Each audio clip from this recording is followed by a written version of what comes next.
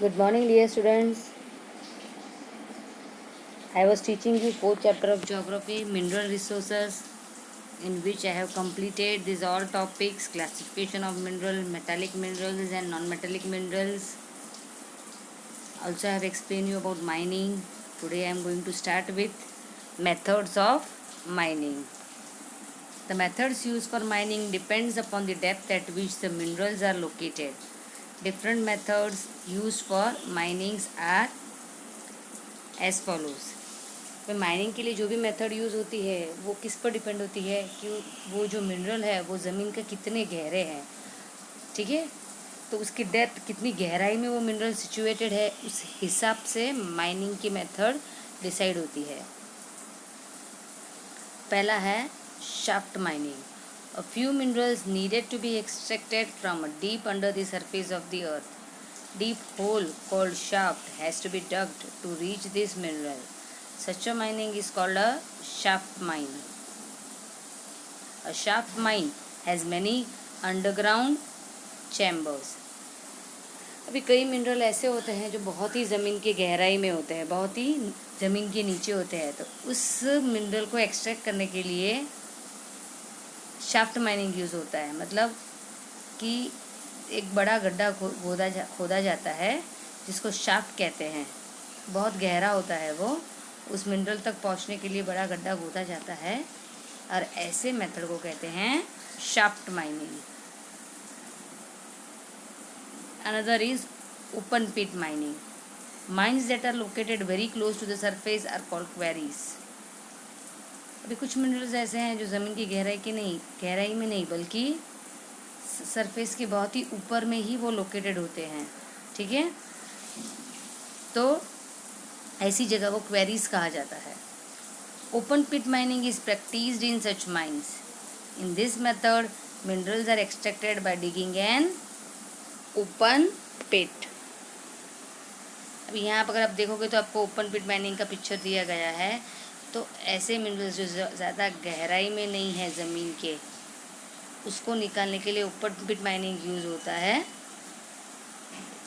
अगर पिक्चर देखोगे तो आपको आइडिया आ जाएगा कि कैसा होता है open pit mining. Next is drilling. It is the process of extracting mineral oil and natural gas by digging deep wells. ये ऐसा प्रोसेस है जिसमें मिनरल ऑयल और नेचुरल गैस को निकालने के लिए बड़ा गड्ढा खोदा जाता है, ठीक है, बड़ा, जिसको हम डीप वेल कहते हैं। Drilling is performed in various ways depending upon the size of the opening and types of rock that has to be penetrated. और इसके लिए ड्रिलिंग मशीन्स यूज़ होते हैं, ठीक है। मतलब रॉक, जैसे मैंने आपको पहले बताया था, ये सारे मिनरल्स कहाँ होते हैं? रॉक के नीचे, ज़मीन की गहराई में, है ना। ओपन पिट में तो हमने देखा कि ऊपर ही है तो कि गड्ढा खोद दो और वो आसानी से मिनरल निकल आता है। पर जब बहुत ज़मीन में रॉक्स के नीचे जब मिनरल होते हैं तो वो रॉक्स को ब्रेक करने के लिए ड्रिलिंग का इस्तेमाल किया जाता है, ठीक है। तो ऐसे मेथड को ड्रिलिंग मेथड कहते हैं, ताकि रॉक्स के अंदर पेनिट्रेट किया जाए, रॉक्स के अंदर जाके उस मिनरल को निकाला जाए। Distribution of minerals. The distribution of mineral is greatly uneven throughout the world. This is so because rocks are of different types and structures. तो मिनरल जो है वो अनइवन डिस्ट्रीब्यूटेड है। मतलब क्या कि ऐसा नहीं है कि एक जगह पे वो एक ही टाइप का मिनरल हो। हमें ढूंढना पड़ेगा कि वर्ल्ड में अलग अलग जगह पर कौन सा मिनरल कहाँ है, और ज़रूरी नहीं है कि हर जगह पर वही टाइप का या वही अमाउंट का मिनरल मिले। इसलिए इसको कहा जाता है कि मिनरल का डिस्ट्रीब्यूशन अनइवन है थ्रू आउट दी वर्ल्ड। ये क्यों होता है? क्योंकि सब जगह पर अलग टाइप के रॉक्स होते हैं। तो quantity of mineral found in different place also varies. जैसे रॉक्स अलग टाइप के हैं, सब जगह की ज़मीन अलग टाइप की है, तो वहाँ पर मिनरे वाले जो मिनरल्स है उनकी क्वांटिटी भी अलग होगी, है ना। हो सकता है कि रॉक्स वही के वही हो, पर उसके नीचे से मिलने वाले मिनरल्स की क्वांटिटी अलग हो। कहीं ज़्यादा मिनरल हो तो कहीं उसकी क्वांटिटी कम हो। At some places minerals are found in abundance. Abundance यानी क्या? ज़्यादा, while at other they are present in very small quantity. ये मैंने पहले ही बता दिया आपको, कहीं ज़्यादा हो सकता है मिनरल तो कहीं कम होंगे। अबंडेंस यानी ज़्यादा। Let us learn how the minerals are distributed in different continents. Iron is the most commonly used metal. The main ores of irons are magnetite, hematite and limonite. अभी सबसे ज़्यादा इस्तेमाल किए जाने वाला मेटल कौन सा है? आयरन। आयरन के ओर ये है मैग्नेटाइट, हेमेटाइट और लिमोनाइट।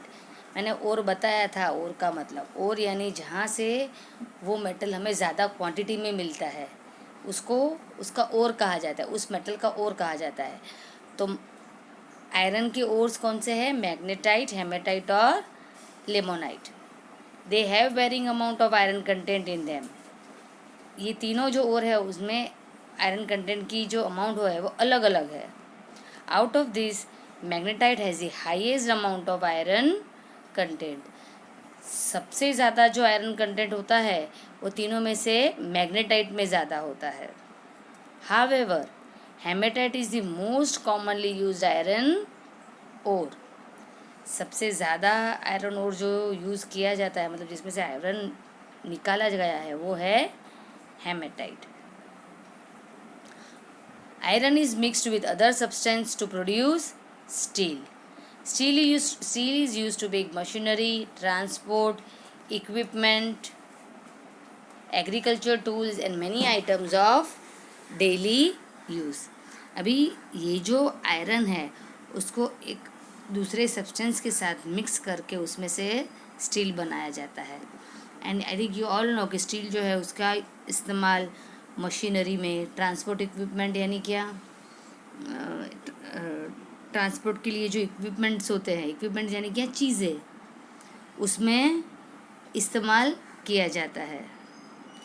फिर एग्रीकल्चर टूल्स यानी खेती के लिए जो टूल्स इस्तेमाल किए जाते हैं वो स्टील से बने होते हैं। और कई ऐसी डेली आइटम्स है जो हम किचन में बोलो या घर में यूज़ करते हैं, वो किसकी होती हैं? स्टील की। जनरली तो all utensils which we use in kitchen are made up of steel. So these are our daily use items. Major iron producing countries are Russia, China, Ukraine, the USA, Brazil, South Africa and India. अभी यहाँ पे बताया गया है कि कौन सी ऐसी countries है जिसमें सबसे ज़्यादा आयरन प्रोड्यूस होता है। ठीक है, तो रशिया है, चाइना है, यूक्रेन है, यूएस है, ये सारी कंट्रीज वो मेजर प्रोड्यूसर है आयरन की। अभी हम देखेंगे copper. Copper has high conductivity. Conductivity मतलब क्या है कि कौन से अमाउंट में वो चीज़ जो है वो हीट या इलेक्ट्रिसिटी को पास ऑन करती है, उसको उसकी कंडक्टिविटी कहा जाता है। ठीक है, कि उसका किस अमाउंट में वो हीट हो या इलेक्ट्रिसिटी हो वो पास थ्रू करती है, पास आउट करती है। तो कॉपर की कंडक्टिविटी कैसी है? हाई है। वो इलेक्ट्रिसिटी को, हीट को जल्दी से पास करता है। ठीक है, it has high conductivity. Therefore, it is mainly used in electrical industries to make electric wires and appliances. इसीलिए इलेक्ट्रिक इंडस्ट्रीज़ में कॉपर का इस्तेमाल किया जाता है इलेक्ट्रिक वायर्स और उसके अप्लायंस बनाने के लिए। It is also used for producing various alloys such as brass and bronze. Electric industries में तो यूज़ होता ही है, पर ये एलॉय बनाने में भी इस्तेमाल होता है, जैसे कि ब्रास है, ब्रोंज है। एलॉय का मतलब क्या होता है कि ऐसा मेटल जो किसी दो मेटलिक मिनरल को कंबाइन करके बनाया गया हो, उसको कहते हैं एलॉय। तो ब्रास और ब्रोंज क्या है? एलॉय है, मतलब वो दो मेटलिक मिनरल को कंबाइन करके बनाए गए हैं। The largest producer of copper in the world is Chile. Other main copper producing countries are USA, Peru, Russia, Zambia, Canada and Poland. तो सबसे ज़्यादा कॉपर प्रोड्यूस करने वाली कंट्री जो है वो चिली है, और अदर जो कंट्रीज़ है वो यहाँ मैंने अभी पढ़ी। अगर आप यहाँ मैप देखोगे तो आपको मैप में दिखाया गया है, यहाँ देखो आप कि कौन सी जगह पे कॉपर है, कहाँ पे गोल्ड होता है, ठीक है, कहाँ ज़्यादा आयरन और कोल ये सब मिलता है, ये आप हम मैप से देख सकते हैं। जहाँ देखो जैसे गोल्ड का सिल्वर साइन कैसी दी है, गोल्डन कलर में दी गई है, मतलब ये सारी जगह है यहाँ पर गोल्ड ज़्यादा एक्सट्रैक्ट किया जाता है, ठीक है।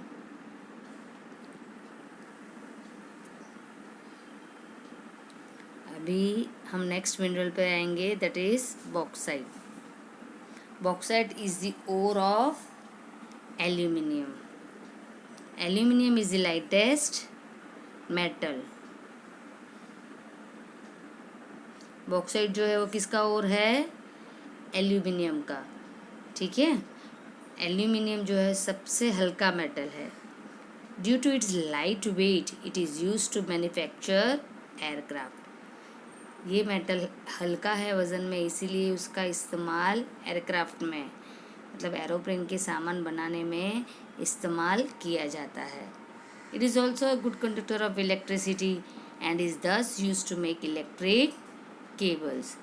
वो इलेक्ट्रिसिटी का गुड कंडक्टर है, इसीलिए उसको इलेक्ट्रिक केबल्स बनाने में भी उसका इस्तेमाल किया जाता है। किसका इस्तेमाल किया जाता है, बॉक्स एल्यूमिनियम का।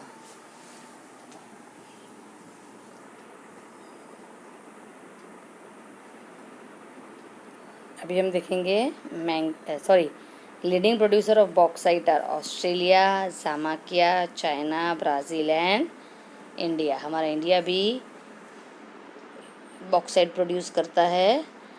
Rest all countries I have read now, अभी मैंने पढ़े कंट्रीज़ के नाम। Manganese is use to make steel and other alloy.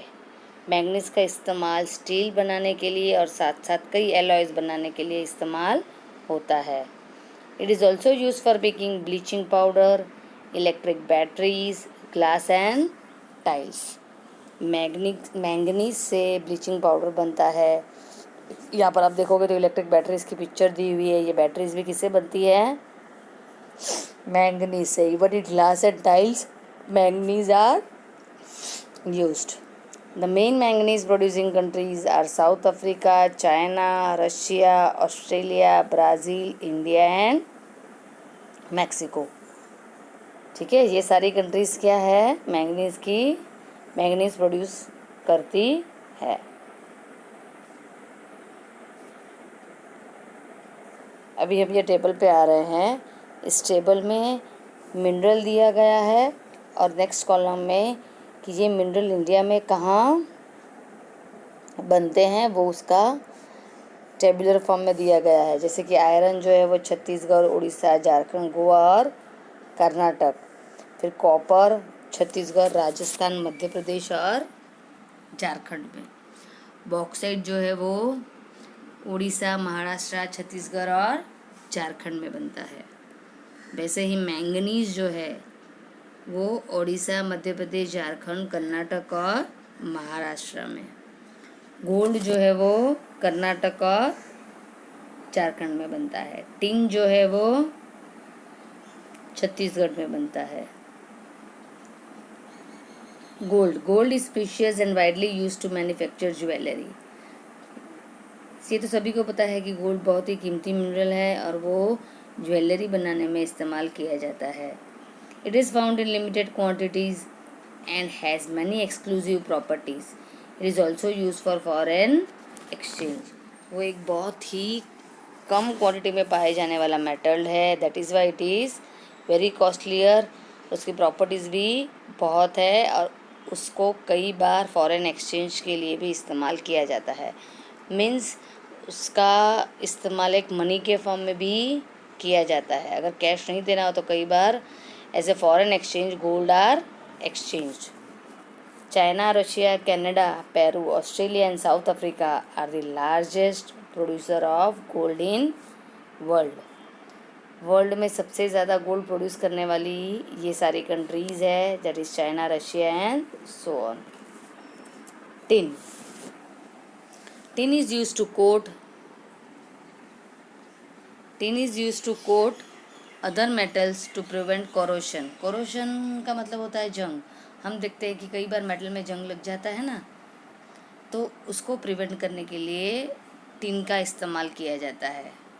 कई मेटल्स पर टिन की कोटिंग लगाई जाती है ताकि उसको कोरोशन, उसको जंग ना लगे। It is also use to make alloy such as bronze. Bronze बनाने में टिन का इस्तेमाल होता है। It is also use in making cans for preserving food. हम देखते हैं कि खाना प्रिजर्व करने के लिए भी टिन्स आते हैं, है कि नहीं? तो वो हम कहते हैं कि वो कैंस है, वो कैंस किससे बने होते हैं? टिन से। आप वो कोको कोला, पेप्सी ये सब पीते हो, वो कैन में होते हैं ना, वो टिन के कैन होते हैं।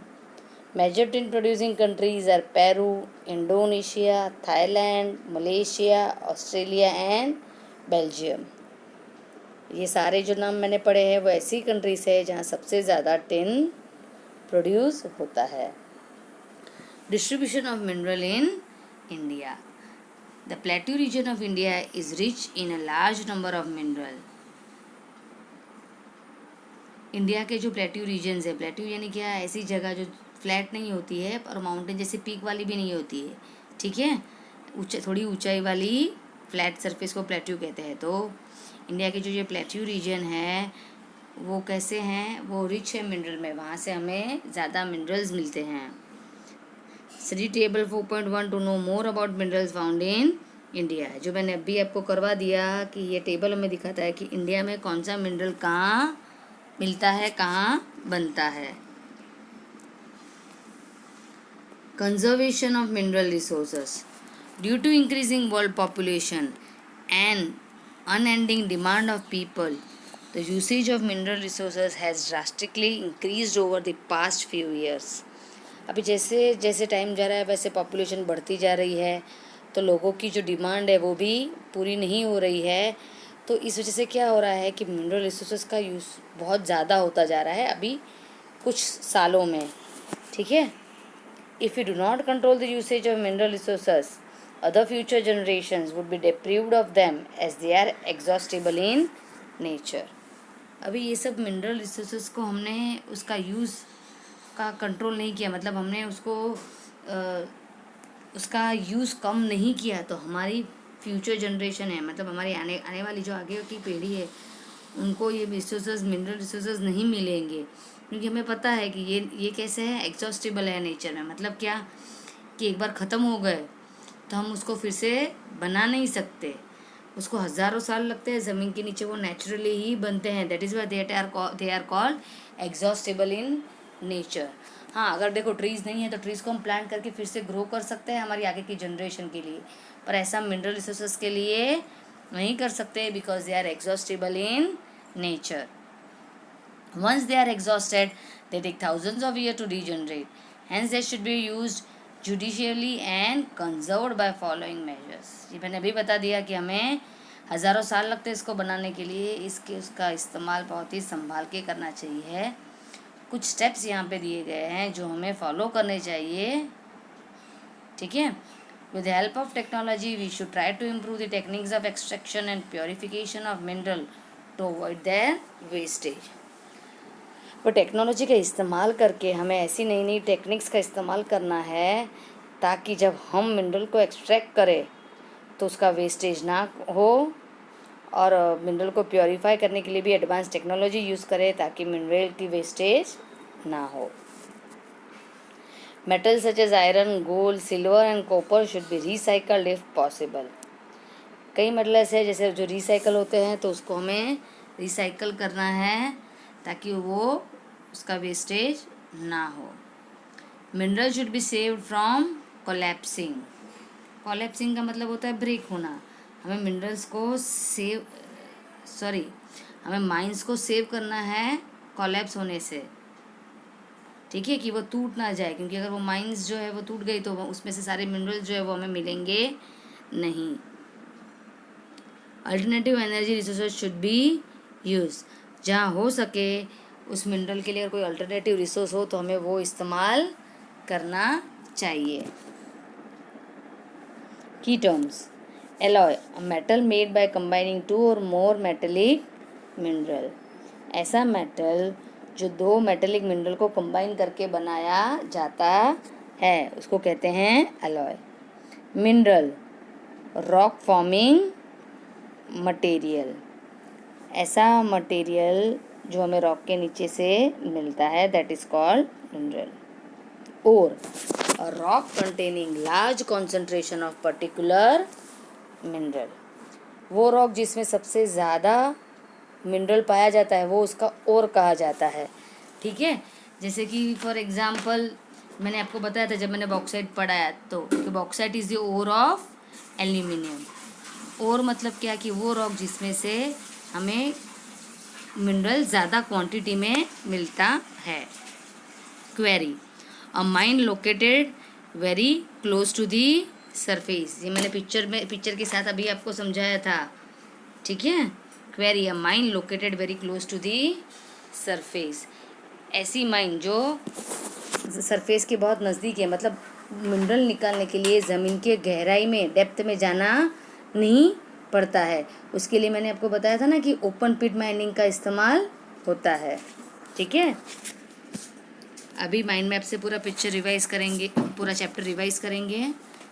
सी mineral resources, some minerals are form through organic means such as dead plants and animal, some minerals are form through inorganic manner. ये मैंने डिटेल में आपको समझाया था कि कैसे डेड प्लांट एंड एनिमल से ऑर्गेनिक मिनरल्स बनते हैं और कुछ मिनरल्स ऐसे होते हैं जो इनऑर्गेनिक मीन्स से बनते हैं। Metallic minerals form from which metals are obtain, non metallic minerals do not have metallic content. Metallic mineral यानी ऐसे मिनरल्स जिसमें से हमें मेटल्स मिलते हैं। नॉन मेटेलिक मिनरल्स में मेटेलिक कंटेंट नहीं होते। The extraction of mineral resources from the earth is called mining, जब ये मिनरल्स को हम ज़मीन में से, अर्थ में से, रॉक्स के नीचे से निकालते हैं तो इस प्रोसेस को कहा जाता है mining. The distribution of mineral is greatly uneven through out the world, mineral जो है वो वर्ल्ड में अलग अलग जगह पर अलग क्वांटिटी में पाए जाते हैं। The plateau region in India is rich in mineral resources, India में प्लेट्यू रीजन जो है वो रिच है, मतलब वहाँ से हमें ज़्यादा क्वांटिटी में मिनरल्स मिलते हैं। Mineral resources are exhaustible in nature and should therefore be used judicially.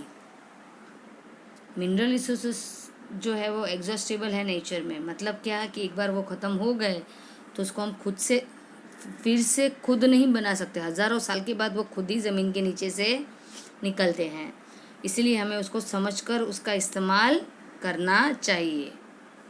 I hope you understood this chapter. Your homework is to draw the mind map and also write the key terms in your notebook. Okay बच्चों, bye bye, take care.